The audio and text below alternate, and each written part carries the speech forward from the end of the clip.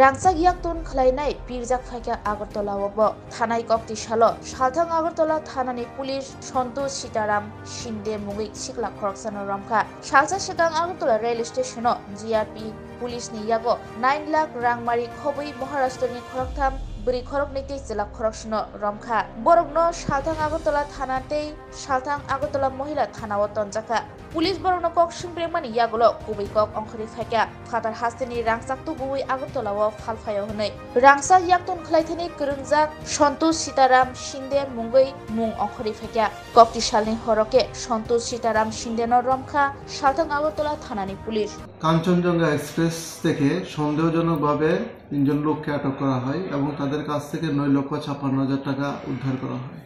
পরবর্তী সময় তাদেরকে জিজ্ঞাসাবাদ করে আমরা জানতে পারি সন্তোষ সীতারাম সিন্দে নামে একটা লোক এখানে আমাদের কামানচমরিতে গণেশ পেটেল গোল্ড রিফাইনার এখানে কাজ করে। তার কাজ হলো স্বর্ণ গলানো এবং এর বিনিময়ে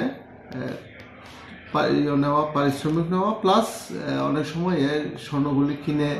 অন্যের কাছে বিক্রি করে। গত 2 বছর ধরে এখানে কাজ করছে। এই সূত্র ধরে তাদেরকে জিজ্ঞাসাবাদ করে আমরা এই তথ্যগুলি পাই এবং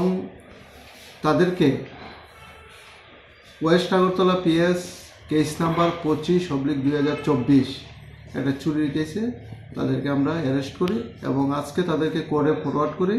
এবং 3 দিনের পুলিশ রিমান্ড আমরা কোর্ট থেকে পাই এবং তাদেরকে জিজ্ঞাসাবাদ চলছে।